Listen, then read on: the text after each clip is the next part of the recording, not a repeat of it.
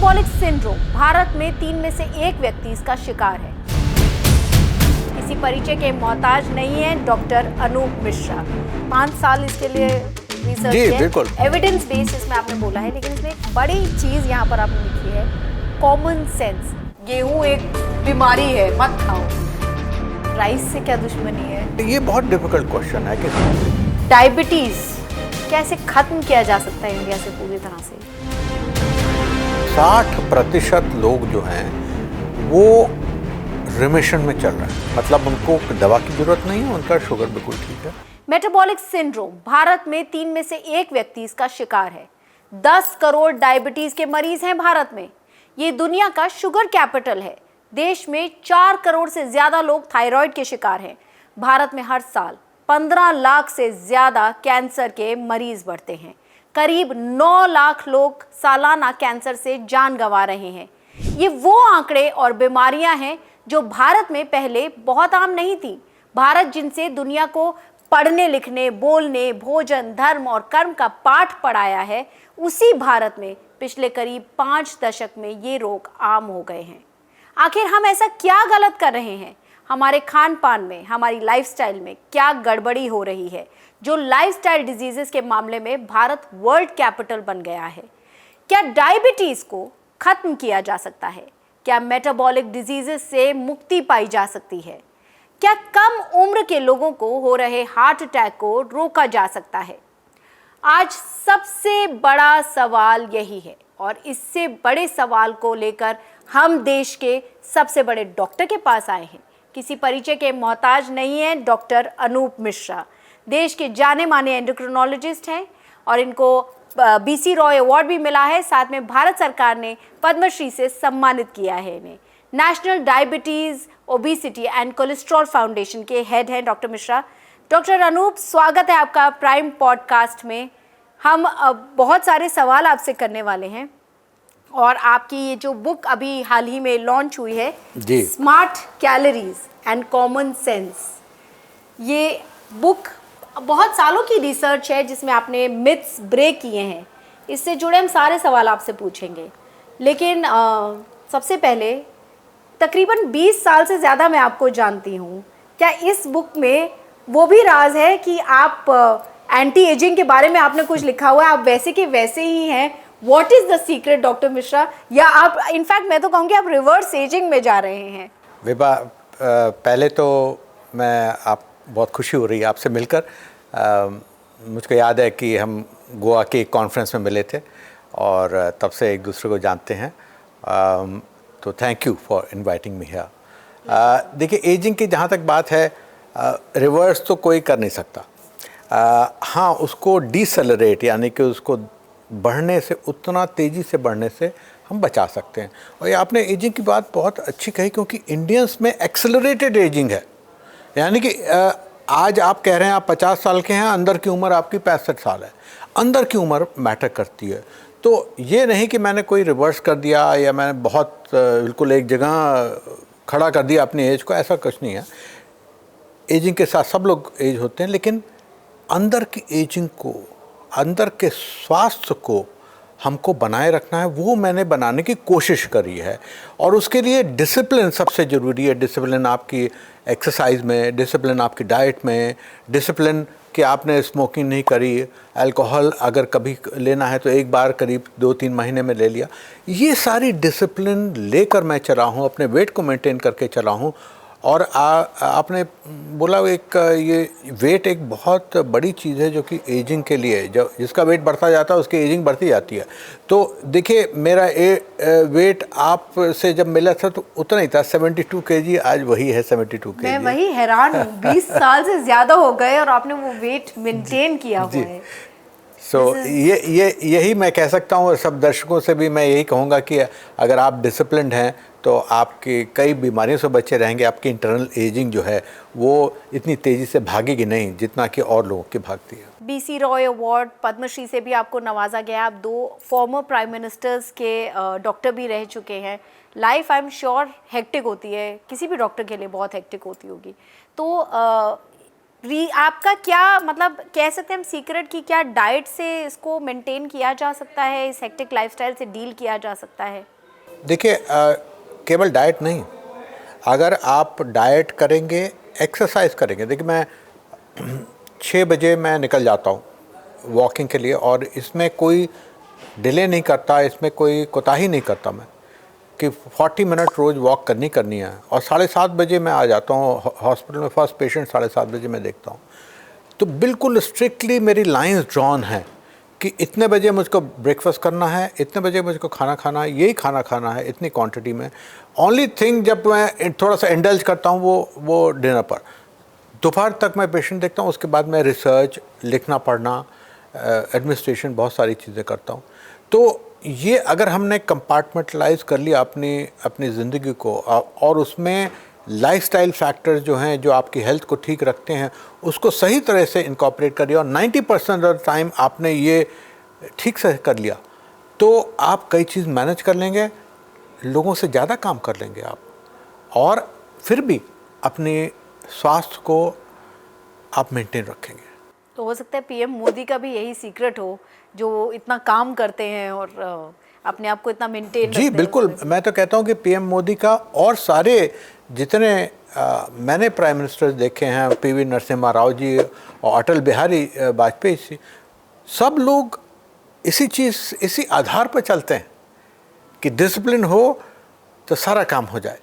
और मैं एक उदाहरण दूंगा नरसिम्हा राव जी का, कि उनकी तबीयत जब उतनी अच्छी नहीं भी थी तब भी वो ट्रेडमिल पर अपना जूता पहनकर, अपना वॉकमैन उस समय होता था, वॉकमैन वो करके और रोज़ एक्सरसाइज करते थे।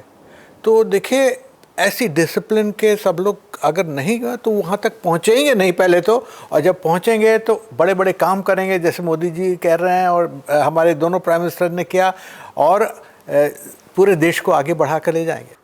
बात करते हैं आपकी इस बुक की। काफ़ी रिसर्च इसमें भी गई है, काफ़ी सालों की मेहनत गई है। आपने 5 साल इसके लिए रिसर्च जी, किया, बिल्कुल। एविडेंस बेस्ड इसमें आपने बोला है, लेकिन इसमें एक बड़ी चीज़ यहाँ पर आपने लिखी है, common sense. What is this common sense? हाँ देखिए, कॉमन सेंस का मतलब ये है कि जो आपको सुनाई दे रहा है या आपके व्हाट्सएप पर आ रहा है या इंस्टाग्राम पर आप पढ़ रहे हैं, तो ज़रूरी नहीं कि वो सही हो, और ज़्यादातर उसमें फैड्स हैं या किसी की अपने सोच है जो कि बिल्कुल गलत है।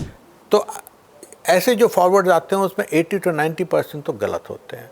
तो इसमें आपको कॉमन सेंस लगाना पड़ेगा कि देखिए हम सब चीज़ ये नहीं सुनेंगे, हम उस आदमी से सुनेंगे या उस व्यक्ति विशेष से सुनेंगे जिसमें नॉलेज है, जो कि ये सब्जेक्ट को जानता है। और इसमें न्यूट्रिशनिस्ट भी हो सकती हैं, आपके फिजिशियन भी हो सकते हैं, आपके एंडोक्रिनोलॉजिस्ट भी हो सकते हैं, कोई भी हो। तो कॉमन सेंस यही कहता है कि जो जानकार लोग हैं उनकी राय लो और उससे आगे चलो, और इन फैक्ट्स पर ना जाओ, क्योंकि ये इंक्रीजिंग हो रहे हैं और कंट्राडिक्टरी ओपिनियन, ये they play to the gallery. मतलब अगर हमने नॉर्मल तरीके से कोई चीज़ बात करी तो शायद लोग उतना पढ़े ना, और हमने सेंसेशन भर कर उसमें बात करी, कोई डाइट की नई चीज़ हमने करी, तो लोग पढ़ेंगे और लाइक करेंगे। तो सेंसेशन का ही ज़माना है, वायरल ऐसे ही हो रहा है कंटेंट। एब्सोल्युटली। आपने ना एक उसमें बात करी कि रोटी के बारे में, मैं पढ़ रही थी बुक में, रोटी खाएं, लेकिन इंटरनेट पे यही जैसे हम बात कर रहे हैं वो तो कह रहे हैं रोटी खाओ ही मत, गेहूं एक बीमारी है, मत खाओ। जी देखिए, मैं सबसे पहले तो लोगों से कहता हूँ, देखिए हज़ारों साल से हम जैसे रोटी कपड़ा मकान कहते हैं ना, रोटी तो इंटीग्रल हमारे डाइट का अंग है, हम उससे अलग नहीं हो सकते। तो आज व्हीट कैसे ख़राब हो गया? जब पहले व्हीट सब लोग खाते थे तो किसी को डायबिटीज़ नहीं थी, आज आपने कहा कि डायबिटीज़ का ये कारण ही हो गया। लेकिन ये बात सही है कि हम उस व्हीट की रोटी को, जिसमें क्या, मैं दर्शकों से बता देना चाहता हूँ कि एक रोटी में जो कैलोरी होती हैं उसमें प्रोटीन भी है और फाइबर भी है, और ज़्यादा उसमें कैलोरी नहीं है, और ना ग्लाइसेमिक इंडेक्स जो कि शुगर बढ़ाने वाला तत्व, वो एक हम उसको कहते हैं मेजर, वो नहीं है ज़्यादा। तो रोटी बुरी नहीं है, लेकिन उसको हम अच्छा बना सकते हैं। कैसे अच्छा बना सकते हैं? कि उसमें बेसन हम डाल दें, आधा बेसन डाल दें, और ज्वार और बाजरा भी थोड़ा सा डाल दें। तो मैं आजकल पेशेंट से कहता हूँ कि भाई देखिए, आप अपने घर में पिसवा कर रखिए, बेसन रखिए, ज्वार बाजरा रखिए, करीब करीब आधा बेसन डालिए, 25% आप ज्वार बाजरा डालिए और 25% आप व्हीट गेहूं का डालिए। तो ये हमारी दादी नानी के टाइम का मल्टीग्रेन आटा जो हम यूज करते थे पहले, वही हो गया। बिल्कुल वही हो गया। लेकिन इससे अच्छा कोई चीज़ नहीं है रोटी के रूप में। उसमें आपको प्रोटीन भी मिलेगा, उसमें आपको फाइबर भी मिलेगा और उसमें आपकी शुगर कोई ऊपर नहीं ज़्यादा जाएगी। इनफैक्ट कई लोगों का 30-40 का फ़र्क पड़ जाता है जब ये ऐसी रोटी खाते हैं। तो रोटी को मत बंद करिए, रोटी को खाइए ज़रूर और इसको अच्छी तरह से अच्छा बनाकर खाइए तो और आपका शरीर में अच्छा रहेगा। लेकिन डॉक्टर मिश्रा, फिर राइस से क्या दुश्मनी है? राइस भी हम बरसों से खाते आ रहे हैं। जी, और मेरा तो फेवरेट है। एब्सोल्युटली, बिल्कुल आपने बात कही। ये बहुत डिफिकल्ट क्वेश्चन है कि राइस को कैसे अच्छा बनाया जाए, क्योंकि राइस में उतने गुण नहीं है जितने रोटी में है और उसमें फाइबर भी उतना नहीं, प्रोटीन भी उतना नहीं है। तो ये सब चीज़ें उसका ग्लाइसेमिक इंडेक्स बहुत ज़्यादा बढ़ा देती हैं। तो 3 चीज़ें हम कहते हैं कि साहब, एक तो क्वांटिटी आप कम रखिए राइस की, तो एक समझ की बात है। दूसरी चीज़ है कि राइस को आप 2-3 चीज़ों से मिला सकते हैं साथ में, जैसे कि राजमा के साथ या हरी पत्ते की सब्ज़ी, ये साग होता है, उसके साथ जब आपने मिला दिया उसके साथ, तो उसका जो शुगर पर प्रभाव है वो कम हो जाता है। इंटरेस्टिंग जी, तो ये मिला कर खाएं आप। हाँ, तो ये मतलब किस तरह से कौन से खाने को किसके साथ मिलाया जाए, ये भी एक बहुत इंपॉर्टेंट फैक्टर है। तो उसमें जैसे कि आपने 100 ग्राम खाना आपके सामने है, तो उसमें से 75 ग्राम आप राजमा और वो लें और 25 ग्राम उसका राइस लें। 3/4 1/4 पर हो गया, तो उससे शुगर की मात्रा आपकी बढ़ने की चांसेस उसके कम हो जाते हैं। और तीसरी चीज़ है कि कई वैरायटी है राइस की, जैसे कि ब्राउन राइस है, काला नमक आजकल बहुत डिमांड मैं में कह है। नहीं सकता कि काला नमक, और बहुत सारे क्लेम आ रहे हैं और भी राइस के क्लेम आ रहे हैं। अगर आप इंस्टाग्राम में देखें तो बहुत सारे कि उसका ग्लाइसेमिक इंडेक्स 40 से कम है, 50 से कम है। ये प्रूवन नहीं है। कुछ राइस का थोड़ा सा कम है, थोड़ा सा ज़्यादा है, लेकिन बहुत कम तो ऐसा नहीं समझा गया है। लेकिन पारबॉइल्ड राइस एक वो है कि उसको बॉयल करके उसको वो आप रख दें, उसके बाद थोड़ी देर बाद खाएं, तो वो भी उसका भी असर कम होता है। इस बारे में रिसर्च चल रही है। मैं इस समय डबल्ज नहीं करूंगा क्योंकि हम भी इस चीज़ में रिसर्च करने वाले हैं कि राइस में हम अगर कुछ चीज़ें चेंज करते, जेनेटिकली मॉडिफाई कर दें राइस को। लेकिन जेनेटिकली मॉडिफाइड की हम बात कर रहे हैं, उसमें तो अब आधा इंडिया तो उसके अगेंस्ट ही होगा। मतलब आधे से ज्यादा अगर आप इस तरह से कहें कि मैन्युफैक्चर्ड डिफरेंटली कर दें उसको, अगर आप इस तरह से करें, मैन्युफैक्चर्ड डिफरेंट मतलब ये है कि उसमें फाइबर की मात्रा, प्रोटीन की मात्रा में थोड़ा सा बदलाव कर दें, तो ऐसे राइस का असर बहुत बेहतर हो जाएगा। इस बारे में मैं और कुछ नहीं कह सकता। हम इस पर शोध कार्य भी कर रहे हैं, तो हो सकता है 1-1.5 साल के बाद इसमें पता चले। और ये अगर आ जाएगा तो एक आपका क्वेश्चन आंसर हो जाएगा। और ये सबसे पहले जवाब हमारे पास ही आना चाहिए। हाँ, बिल्कुल। जब ये आएगा तो हम आपके साथ फिर से बैठेंगे। बहुत बढ़िया, फिर तो ये तो अच्छी चीज़ है, क्योंकि जिस तरह से डाइटरी चेंजेस हो रहे हैं, अच्छा एक रीजन का भी इतना फ़र्क पड़ जाता है। इंडिया में मतलब इंडिया का खान पान हमेशा से बड़ा ही रिच माना गया है, लेकिन एक रीजन का भी फ़र्क पड़ जाता है। अब साउथ में तो राइस बेस्ड डाइट ही है मोस्टली, बहुत से रीजन्स में, साउथ में है, बंगाल में है, यूपी का भी काफ़ी हुआ है, लेकिन यूपी में रोटी भी काफ़ी खाई जाती है। डायबिटीज़ कैसे ख़त्म किया जा सकता है इंडिया से पूरी तरह से, देखिए, या फिर इसको रिवर्स किया जा सकता है? देखिए, पहले क्वेश्चन का आंसर तो ये है कि ये ख़त्म नहीं किया जा सकता।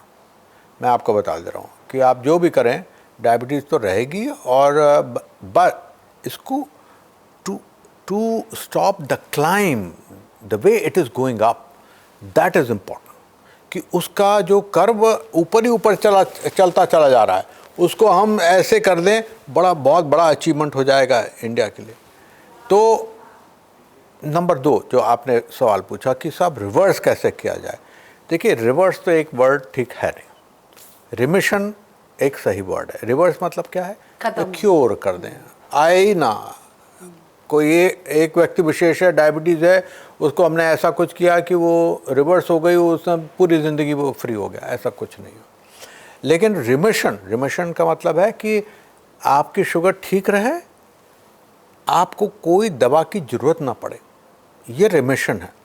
तो देखिए 2018 में यूके में स्टडी हुई थी जिसको डायरेक्ट स्टडी कहते हैं, जिसमें कि उन्होंने शुरू में क्या किया था कि पहले करीब 4-6 हफ्ते 800 कैलोरी मतलब आपकी जो यूजुअल कैलोरी होती हैं आप खा रहे होंगे 1600 और समथिंग, 1500 फॉर मी नाउ। तो 1500 1600 इसका आधा कर दिया। बहुत मुश्किल है करना, खाना उसको बराबर रोज़ ऐसा 800 पर खाना, लेकिन उन लोग को दिया गया ऐसा। और 6 हफ्ते में देखा कि करीब करीब 70-80% लोगों की डायबिटीज़ बिल्कुल नीचे हो गई। एक साल में उन्होंने देखा कि उसमें से करीब 60% लोग जो हैं वो रिमिशन में चल रहे हैं, मतलब उनको दवा की ज़रूरत नहीं है, उनका शुगर बिल्कुल ठीक है। ये वो लोग थे जिनका कि वजन 10 से 15% कम। ओवरवेट भी थे वो क्या? तो वेट लॉस सबसे ज़रूरी चीज़ हो गई इसमें डायबिटीज़ के लिए। अब वो स्टडी को 5 साल हो गए, 5 साल में करीब 20 से 30% ही देखिए रिमिशन में रहे, बाकी लोग वापस चले गए डायबिटीज़। तो देखिए मैंने क्या कहा था, रिवर्सल मुश्किल है, लेकिन कुछ लोग शायद टोटल रिवर्सल में चले जाएं, कौन से जाएंगे हमको पता नहीं, लेकिन एक 5 साल भी चल लिए वो भी बहुत बड़ी बात है कि दवा का ज़रूरत नहीं पड़ी, और उसमें वेट लॉस करीब 10 से 15%, ये सबसे बड़ा डिटर्मिनेंट है रिमिशन का। तो जैसे हमारे पास आते हैं मरीज़, कौन सा सबसे बेस्ट कैंडिडेट है रिवर्सल का? जिसको अभी डायबिटीज़ हुई, जिसका वज़न काफ़ी ज़्यादा है, और जो बिल्कुल तैयार है कि साहब हमको तो करना ही करना है, तो उन लोगों में हम रिमिशन का ऑफ़र देते हैं। एक चीज़ यहाँ पर ना, आपने वर्ड्स जो आप यहाँ पे थ्रो कर रहे हैं, कैलोरीज की बात कर रहे हैं, लेकिन क्या कैलोरी कॉन्सेप्ट सही है? बिल्कुल सही है, मैं इस पर पूरा बिलीव करता हूँ। देखिए 800 कैलोरी के इनको डाइट मिली ना, ये काफ़ी लोग रिमिशन में चले गए। तो कैलोरी अगर आपने कट करी और उसको बिल्कुल अच्छी तरह से उसको सुपरवाइज किया कि साहब ये नहीं कि आप चीटिंग कर रहे हैं, क्लियरली यही चीज़ है जो कि आपके मेटाबॉलिज्म को बेहतर कर सकती है। पर कैलोरी कम करने के मतलब तो ये भी हो सकता है ना कि कैलोरी हमें कम करना है पर मैंने चीनी खा ली। एग्जैक्टली, ये बड़ा इंटरेस्टिंग बात है आपने बोली, क्योंकि इस डाइट में चीनी भी थी, 800 कैलोरी डाइट में चीनी भी थी, डायबिटिक्स को दी जा रही थी। ये डायबिटिक्स को। तो इसका क्या मतलब है? इसका मतलब यह है कि कैलोरी बहुत एक मायने रखती है उसको कम करना, चाहे उसमें थोड़ी चीनी भी डाल दें आप। So this is important. Junk food भी हो सकता है फिर तो ऐसे, बट फिर तो हाँ, लेकिन न्यूट्रिशन ही लेकिन उसमें कुछ और भी तत्व होते हैं जंक फूड में जो कि हानिकारक होते हैं, तो थोड़ा चीनी डालने में कोई हर्जा नहीं है। और इन्होंने किया उसमें, और लिक्विड डाइट दी थी उन्होंने, तो 800 कैलोरी में देखिए रिमिशन हो गया। तो calorie is very very important. अगर जैसे कि किसी का हम डाइट का एक प्लान बनाते हैं तो उसमें कैलोरी में प्राथमिकता देते हैं सबसे, और उसके बाद मैक्रोन्यूट्रिएंट डिस्ट्रीब्यूशन में प्राथमिकता, कि मैक्रोन्यूट्रिएंट मतलब कितना कार्बोहाइड्रेट हुआ, कितना प्रोटीन हुआ, कितना फैट हुआ, उसके बाद माइक्रोन्यूट्रिएंट्स में जाते हैं, फूड ग्रुप्स में डालते हैं, तो बहुत सारे कंसिडरेशन हम करते हैं। आई थिंक यहाँ भी जो बात आप कह रहे हैं, यहाँ पे सबसे बड़ी बात जो आपने बुक में भी कही है, कॉमन सेंस का इस्तेमाल करके ये कैलोरी डिस्ट्रीब्यूशन अगर बिल्कुल बिल्कुल कॉमन सेंस। आपने चीनी की बात कही, तो हम तो आजकल डायबिटिक पेशेंट को जो बड़ा अच्छा कंट्रोल में है, खूब एक्सरसाइज करता है, उसको हम कहते हैं भाई अगर आपको चाय में चीनी लेनी है तो आप ले सकते हैं, हफ्ते में एक बार अगर आपको थोड़ा मीठा लेना है आप ले सकते हैं। हम थोड़ा सा उसको रिलैक्स कर देते हैं, तो ये कॉमन सेंस है। इससे क्या होता है, उनकी इच्छा बनी रहती, खाने में भी रुचि बनी रहती है। लाइफ में देखिए खाना एक बहुत बड़ा अट्रैक्शन है, बहुत बड़ा प्लेजर है आपके, और कुछ एज के बाद तो खाना ही एक प्लेजर बन जाता है, बाकी सब प्लेजर हट जाते हैं, तो हम उसको पूरी तरह से हटा नहीं सकते। एक ट्रेंड और आजकल सामने आ रहा है, और आपने जैसे कैलोरीज कट करने की बात करी, वो है 72 आवर फास्टिंग वाला। इनफैक्ट कैंसर में खासकर ये काफ़ी ट्रेंड सामने आ रहा है कि आप 72 आवर्स तक फास्ट कर लीजिए, आपके सेल्स रीसेट हो जाएंगे और आपको बहुत इससे फ़ायदा होगा। हो सकता है कैंसर भी रेमिशन में चला जाए।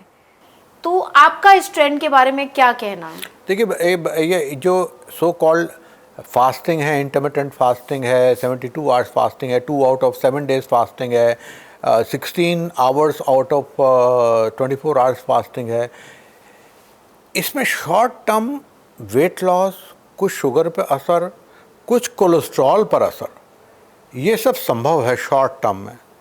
लेकिन अगर लॉन्गर टर्म की आप बात करें तो उस डाइट को आपने कंपेयर किया कैलोरी रिस्ट्रिक्टिव डाइट, यानी कि मैंने आपको 1500 आपने कहा ना आपके, मैंने कर दिया उसको 1200, थोड़ा कैलोरी कम कर दिया थोड़ा। तो उस डाइट में और इंटरमिटेंट फास्टिंग में कोई फ़र्क नहीं है, यानी कि अल्टीमेट रिजल्ट सब सेम है। और जहाँ तक कैंसर की बात करें, कोई ठोस सबूत नहीं है। तो ये तो कहने की बात है, कैंसर वाले लोग ऑल्टरनेटिव चीज़ें देखते हैं भाई। अब हाँ, तो वो ऑल्टरनेटिव सिस्टम मेडिसिन में भी जाएंगे, होकस पोकस में भी जाएंगे और ये भी करेंगे। तो ये इसमें कोई ऐसा ठोस सबूत नहीं। इसी तरह से कीटोजेनिक डाइट भी कैंसर में ट्राई करी गई। तो हमको यहाँ पर भी देखिए कॉमन सेंस आता है। आप जानकार आदमी से बात करेंगे जिसने पूरी तरह से इस पर रिसर्च करी और पढ़ा है, और वो हमने सारा इसमें लिख दिया इस बुक में, तो आप खुद ही डिसाइड कर लेंगे कि भाई ये तो फिर ठीक नहीं है। अब क्या होता है, देखिए, आप 16 घंटे आपने फास्टिंग कर ली, अब क्या है, सामने जो भी मिला आपने खा लिया। अब आपने जंक फूड की बात करी, उस समय जंक फूड आपने खा लिया, आपने फ्रेंच फ्राइज भी खा लिए, आपने बिल्कुल फ्राइड फूड भी खा लिया, खूब ऑयली फूड खा लिया। तो उसमें क्या हुआ, आपकी शायद 24 घंटे में कैलोरी उतनी नहीं बढ़ी, लेकिन उसमें और फैट वगैरह की मात्रा, उल्टा सीधा आपका ऑयल्स आ गए, ये सारी चीज़ें अंदर चली गई। तो वो भी एक मायने रखता हुआ आजकल देखा गया है कि इन तरह के डाइट में कोलेस्ट्रॉल ऊपर चला जाता है। कोलेस्ट्रॉल जब ऊपर चला जाता है, देखिए आपके हार्ट पर खतरा है। Side effect of the diet. जी।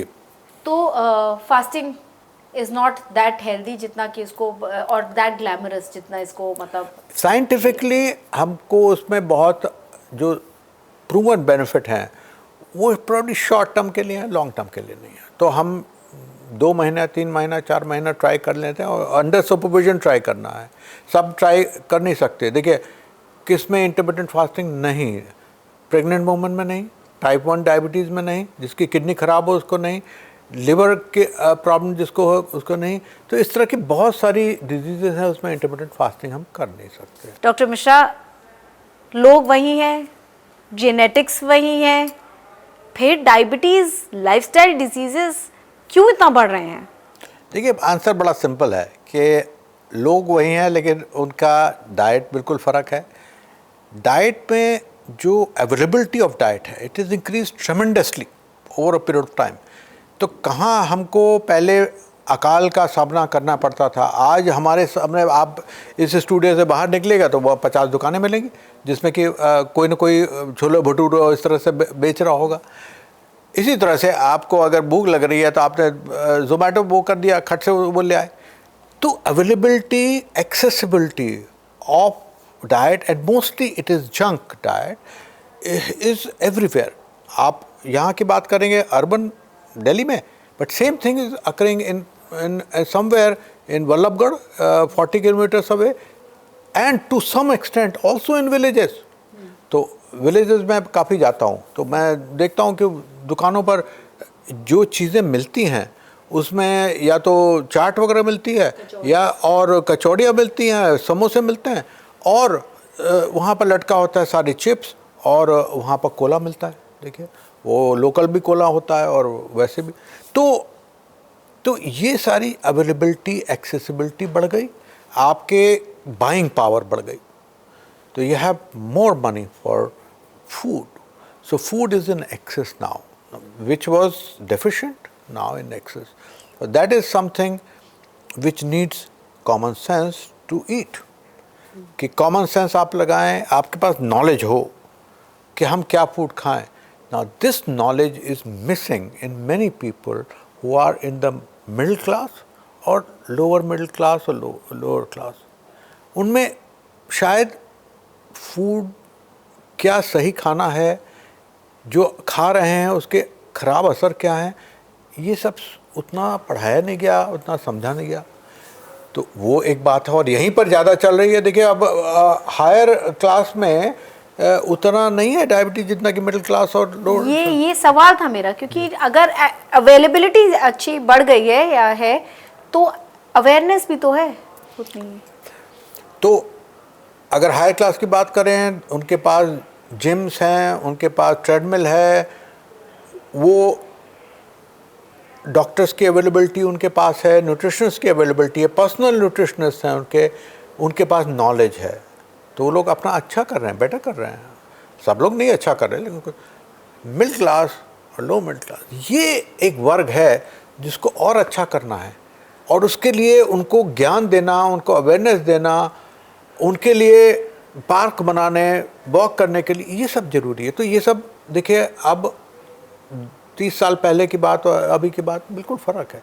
फिर उसके साथ देखिए एवरीडे लाइफ का स्ट्रेस है, आप वॉक नहीं करते, आपके पास 2-2 गाड़ियाँ हैं, और साथ में आप पॉल्यूशन से ग्रस्त हैं चारों तरफ। पॉल्यूशन भी एक फैक्टर है डायबिटीज़ का। आपका स्मोकिंग है, आपका अल्कोहल है, हर पार्टी में अल्कोहल है, चाहे वो बर्थडे पार्टी हो चाहे जो। तो ये सारी चीज़ें, एक कल्चर ही हमारा बदल गया है, और उस कल्चर से हमारे शरीर में जो जितनी हानि हमने देखी है, अब वो उसका अंत ही नहीं है, वो बढ़ती ही जा रही है।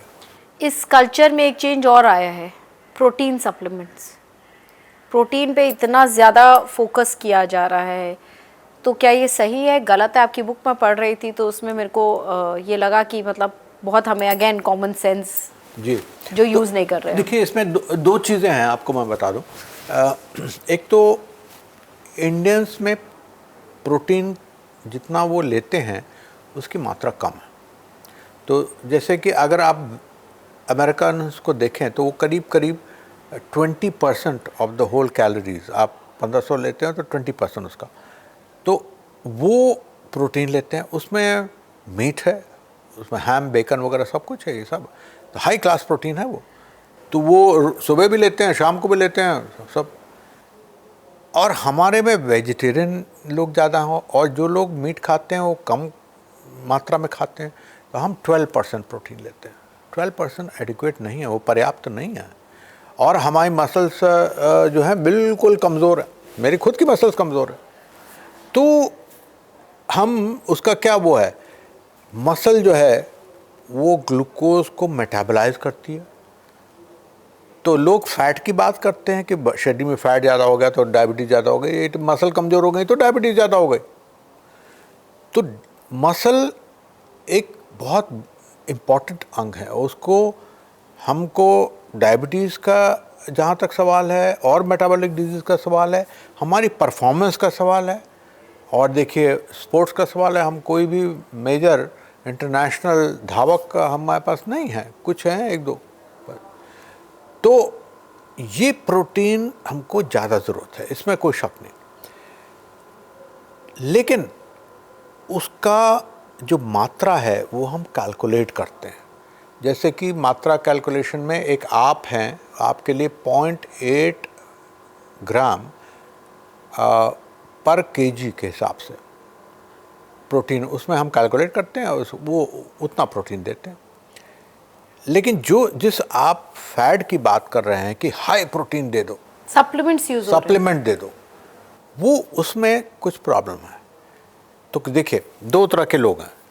एक सेडेंट्री आदमी है और वो चाहता है कि प्रोटीन ज़्यादा खा ले, तो हम कहते हैं कि भाई देखो, तुम्हारा 15% से 18% कर देंगे, या लेकिन उससे ज़्यादा बढ़ाने की ज़रूरत नहीं है। कार्बोहाइड्रेट कम कर दो, प्रोटीन थोड़ा सा ज़्यादा कर दो, तो तुम्हारी मेटाबॉलिज्म बेटर। दूसरे लोग हैं जो यंग लोग हैं, जो कि जिम जाते हैं, वो कहते हैं कि साहब हमको तो मसल बनानी है। तो देखिए, उनके लिए प्रोटीन की मात्रा हम 1 ग्राम पर केजी या उससे थोड़ा सा ज़्यादा बढ़ा देते हैं, लेकिन उनका पूरा चेकअप करते हैं। चेकअप करते हैं उनकी किडनी, उनका यूरिक एसिड वगैरह, जो कि प्रोटीन से प्रभावित होता है। और उसके बाद हम कहते हैं कि भाई इतना ले सकते हो तुम, और 2 महीने के बाद एक बार थोड़ा सा फिर से दिखाने आ जाना, तो हम उन पर नज़र रखते हैं। उससे ज़्यादा, और अमेरिकन इस समय 1.5 ग्राम पर केजी के हिसाब से उनका नया जो गाइडलाइन है इतना ज़्यादा उन्होंने बढ़ा दिया है, उसकी शायद ज़रूरत नहीं है, specially in India. Specially in India. क्या प्रॉब्लम हो सकती है? आपका पेट खराब हो सकता है, आप उसको पचा नहीं पाएंगे। किडनी ऑलरेडी किसी की प्रेशर पर है, उसमें थोड़ा सा प्रॉब्लम हो सकती है। और साथ में देखिए उसके प्रोटीन के साथ मिले हुए जुड़े हुए, जैसे कि आपने प्रोटीन का एक डिब्बा खरीदा ना, तो उसके साथ आर्टिफिशियल स्वीटनर भी उन्होंने डाल दिया जिससे कि आपको मीठा लगे, तो उसकी मात्रा भी बढ़ गई। तो ये वो ठीक नहीं है। तो ये हम सब जो लोग आते हैं हमारे पास, तो हम कहते हैं कि देखो तुम्हारे प्रोफाइल के हिसाब से हम तुम्हारा प्रोटीन रखेंगे, उससे ज़्यादा नहीं रखेंगे, उससे कम नहीं रखेंगे, और जो सेफ प्रोटीन है उसके बारे में हम बात कर लेंगे। लेकिन उससे पहले जो तुम अपने खाना खाते हो उसमें प्रोटीन की मात्रा भी बढ़ा सकते हो तुम। तो ज़रूरी हर बार नहीं है, जो लोग एथलीट नहीं हैं, जो लोग बॉडी बिल्डर नहीं है, जो लोग वैसे आए हैं हमारे पास, तो उनके लिए हम खाने की में प्रोटीन की मात्रा बढ़ाकर ही काम चला सकते हैं। क्या चीज़ें हम इंक्लूड कर सकते हैं स्पेशली फॉर वेजिटेरियंस? बिल्कुल ठीक बात आपने कही। देखिए प्रोटीन किस में सबसे ज़्यादा है? सोया में। सोया अनफॉर्चुनेटली लोग ज़्यादा खाते हैं, नहीं खाते। दाल। Best protein soya protein. उसके कई तरीके के आप पकवान बना सकते हो। तो मैं ये कहूँगा सब लोग थोड़ा थोड़ा सोया खाएं। उसके बाद राजमा है, दालें हैं, चना है, मसूर की दाल है, पम्पकिन के सीड्स हैं, नट्स हैं, ये सारे इन सब में प्रोटीन की मात्रा ज़्यादा है। आप स्प्राउट ले लें आप, और जो लोग एग ले सकते हैं, egg very good for overall health and for protein. तो ये सारे का मिश्रण हम कैसे लें? एक साथ लें क्या? ब्रेकफास्ट में सारा ले लें? ऐसा नहीं है। उसको 3 भाग में विभाजित करें, 1/3 सुबह, 1/3 दोपहर को, 1/3 शाम को। और जो लोग जिम जाते हैं और वो कह रहे हैं कि साहब हमको बॉडी बनानी है, यंग लोग हैं, उनको अपने वर्कआउट से थोड़ा सा पहले प्रोटीन लेना है, जिससे कि वो क्योंकि उनकी मसल्स के अंदर चला जाएगा पहले, और बिल्ड जो करेगा उनकी मसल को और पुष्ट करेगा, वो बहुत ज़्यादा करेगा, क्योंकि आपने उससे पहले ले लिया, वो मसल में चला गया। तो इस तरह के हम न्यूट्रिशनिस्ट भी हमारी एडवाइस कर सकती है, हम लोग भी एडवाइस कर सकते हैं। तो प्रोटीन के बारे में हम एक समझ बूझ से, कॉमन सेंस से अगर हम काम करें तो ठीक रहेगा। यहाँ ना प्रोटीन की, जैसे आपने बताया, और वेजिटेरियंस के लिए एक बड़ी इंपॉर्टेंट चीज़ आपने यहाँ पे बोली कि किस तरह से हम वो खाना खा रहे हैं। अब कई लोग होते हैं कि सब कहते हैं कि breakfast is the most important meal of the day, फिर दोपहर थोड़ा कम और रात में सबसे कम। तो क्या ये पैटर्न सही है? मैं नहीं समझता कि ये सही है। और ये भी डिपेंड करता है कि आप क्या खा रहे हैं ब्रेकफास्ट में, क्या खा रहे हैं लंच में, और क्या खा रहे हैं डिनर में। तो अक्सर लोग कहते हैं कि हम तो डिनर मिस कर जाते हैं और हम डिनर में केवल थोड़ा सूप पी लेते हैं, थोड़ा सैलड ले लेते हैं। जो हम लोग पेशेंट से कहते हैं वो कि ब्रेकफास्ट अराउंड, अगर आप 100% कैलोरी ले रहे हैं तो 20% कैलोरी आपके ब्रेकफास्ट में जानी है, 20 से 25, करीब 35 to 40% लंच पर, और करीब 40% डिनर पर। ये कैलोरी डिस्ट्रीब्यूशन अच्छा है। रात को आप कम कैलोरी लेंगे तो उसके कई प्रॉब्लम हो सकती हैं। एक प्रॉब्लम ये हो सकती है कि आपका नींद में गड़बड़ हो, क्योंकि कैलोरी आपने कम ली, कार्बोहाइड्रेट से नींद भी आती है, तो कार्बोहाइड्रेट की मात्रा थोड़ी सी ठीक लें तो आपकी नींद भी अच्छी आ जाएगी। जो लोग डायबिटिक हैं उनमें स्पेशली जो दवाएं हैं वो शुगर रात को लो कर सकती हैं। तो इसलिए हमको अगेन कॉमन सेंस, देखिए ये कॉमन सेंस की बात है कि हमको एक बैलेंस रखना है तीनों मील्स में। और मैं पर्सनली प्रेफर करता हूँ कि डिनर में हम ठीक लें, जिससे कि मेरी रात अच्छी बीते, मेरी स्लीप अच्छी हो, स्लीप का ना होने, अभाव होने का स्ट्रेस ना हो। तो वो एक अच्छी, एक कॉमन सेंस वाली बात है। डॉक्टर मिश्रा, आपने तो पूरी तरह से ये चेंज ही कर दिया। अभी तक जो हम चीज़ फॉलो करते आए थे, ये जो पूरा पैटर्न था, इसको आपने कम्प्लीटली ब्रेक कर दिया। मैं खुद भी मतलब आई यूज़ टू प्रेफर कि नहीं लाइट डिनर हो तो वो बेटर रहेगा। So I think I need to change that then. और 5 ऐसे कॉमन हमें ये बताइए ऐसे ट्रेंड्स जो लोग आपके पास लेकर आते हैं, सबसे ज़्यादा आप उनके क्वेश्चंस आपको मिलते हैं क्योंकि सोशल मीडिया पे वो देख रहे हैं इस तरह की चीज़ें और वो कम्प्लीटली बकवास होती हैं। जी, तो उसमें सबसे पहला ट्रेंड तो वही है जो हमने ऑलरेडी डिस्कस कर लिया कि साबुत रोटी को बंद हमने हटा दिया, बिल्कुल हटा दिया। वो उसके बारे में मैंने आपको बता भी दिया कि भाई थोड़ा बहुत व्हीट लेने में कोई हर्ज नहीं है और वो प्रोटीन और फाइबर देता है। दूसरा ट्रेंड ये वो करते हैं कि साहब हम तो पूरा खाना हम घी में बनाते हैं और घी तो सुना है बड़ा अच्छा है और हमने व्हाट्सएप में वो करा है, तो वो भी बिल्कुल गलत बात है क्योंकि घी में सैचुरेटेड फैट बहुत ज़्यादा होता है और सैचुरेटेड फैट लिवर को और खून की नलियों में को ख़राब कर देता है, उसमें जाकर बैठ जाता है, परत बना देता है, खून को आगे जाने नहीं देता, लिवर को ख़राब कर देता है। तो घी अगर आप ले रहे हैं तो बहुत कम मात्रा में लें, लेकिन जैसे ओलिव ऑयल है, मस्टर्ड ऑयल है, these are very good oils as such. तो ऐसा नहीं है कि घी मतलब एटलीस्ट 1 टीस्पून या ऐसा कुछ लेना ज़रूरी है? कोई ज़रूरी नहीं है, कोई भी ज़रूरी नहीं है। इनफैक्ट घी को आप एलिमिनेट कर दें डाइट में, I will be very happy. तो Really? हम कई जो लोग हार्ट की प्रॉब्लम लेकर आते हैं और लिवर के प्रॉब्लम लेकर आते हैं उनमें मैं तो पर्सनली सारा एलिमिनेट कर देता हूँ घी को। So half of Punjab, Haryana will be unhappy with this. Unhappy तो होते हैं लेकिन बात मान लेते हैं। देखिए सब लोग, क्योंकि उनकी जान का सवाल होता है, उनके लिवर का सवाल, हार्ट का सवाल होता है, तो वो बात। तीसरी बात जो है वो ये है कि साहब हम चलते तो नहीं है लेकिन हम केवल थोड़ा बहुत योगा कर लेते हैं और हम तो सोचते हैं कि हम स्वस्थ हैं। तो देखिए योगा कोई एरोबिक एक्टिविटी को रिप्लेस नहीं कर सकता, ये बात बिल्कुल क्लियर है। और आप जब तक आधे पौन घंटे रोज़ चलेंगे नहीं तब तक आपका ब्लड सर्कुलेट नहीं करेगा, कार्डियो रेस्पिरेटरी फिटनेस नहीं आएगी आप में।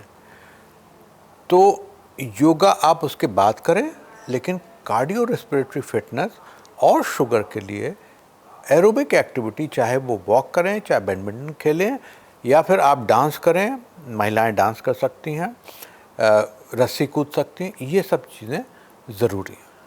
चौथी चीज़ ये है कि साहब हम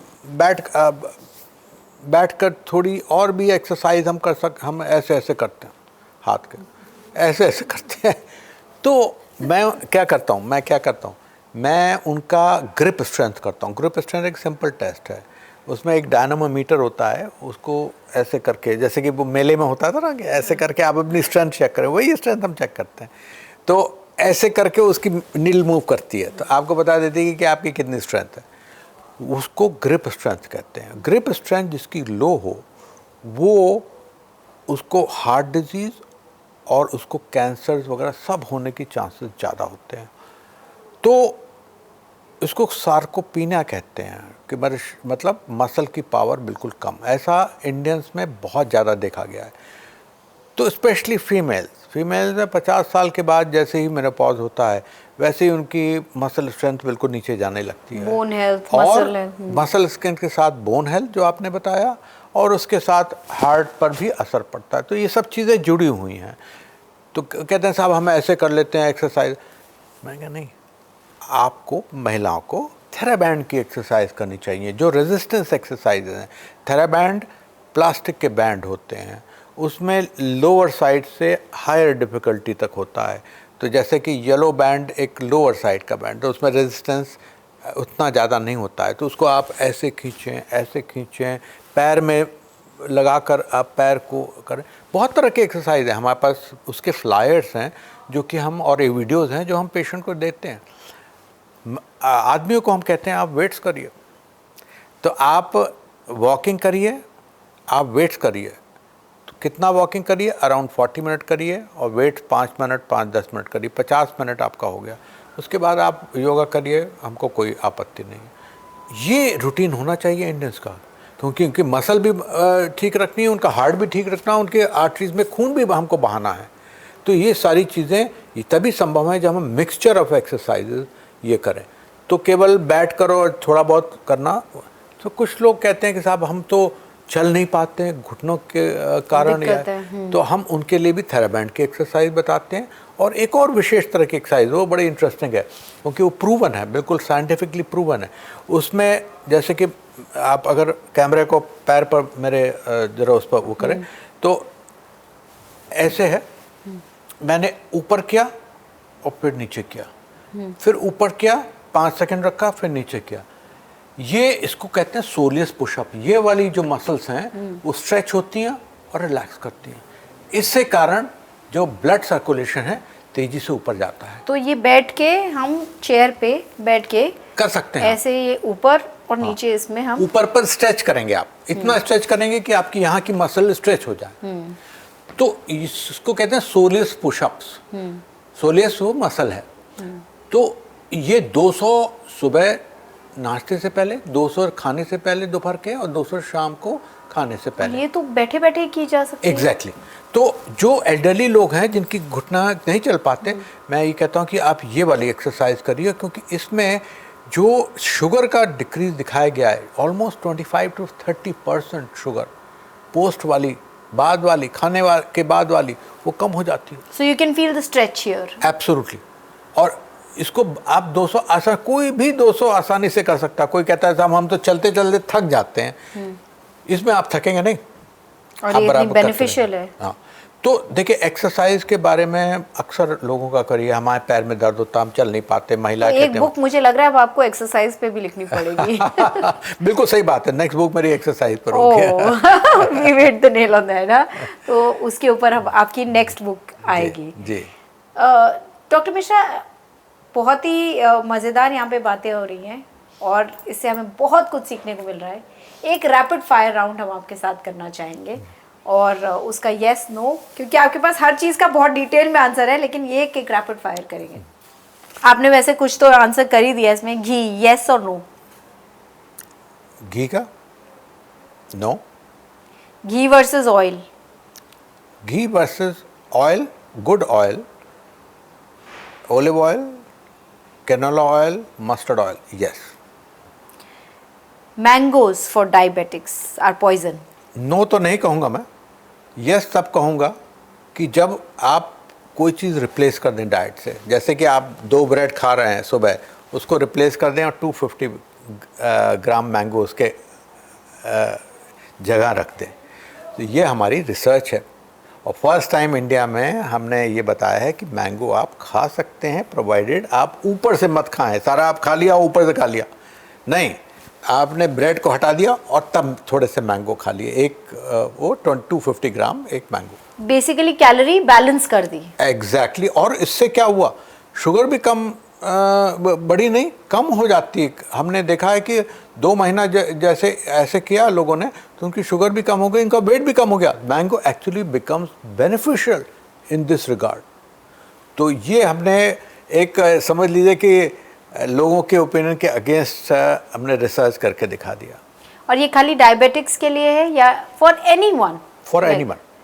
तो वो ज़्यादा मैंगो भी खा सकते हैं, ब्रेड भी खा सकते हैं साथ में? हाँ, ये गलत बात हो जाएगी कि ज़्यादा आप ब्रेड भी खाइए, उसके ऊपर मैंगो खाइए, तो विद इन आपके डाइट प्लान में होना पड़ेगा। एंड इंटरमिटेंट फास्टिंग, येस और no? For my patient, no. Those who come with intermittent fasting, I say no. You go back to calorie restrictive diet, which is the conventional diet, and you will be fine. Sugar या artificial sweeteners? In patients, any patient, I would say if you want to have a little bit of sugar, not much, is much better than artificial sweeteners. Artificial sweeteners अगर लेना भी है तो 1-2 pellets लेने हैं या 1-2 बूंद लेनी है, but not much. I'm not at all for artificial sweeteners these days because of dangers associated with it. Keto diet या इंडियन थाली? नहीं, देखिए, कीटो डाइट का एक शॉर्ट टर्म दे सकते हैं अगर वेट लॉस के लिए हमको करना है, तो this is going to be okay if it's under supervision. One superfood that you actually believe in? Superfood. I would say the best superfood would be seeds. Flaxseed, pumpkin seed, they have a lot of fiber, they decrease triglyceride, and they're very healthy in every way. So seeds underused by people, but now available in market. White rice, brown rice. Brown rice, So what are the benefits of brown rice? more fiber and less excursion of sugars, so versus the white rice. Thank you so much doctor Mishra, आज आपने हमें इतनी सारी जानकारी दी और सही तरीके से कैसे अपने खान पान को बदला जाए, क्या कुछ इंक्लूड किया जाए. Thank you so much.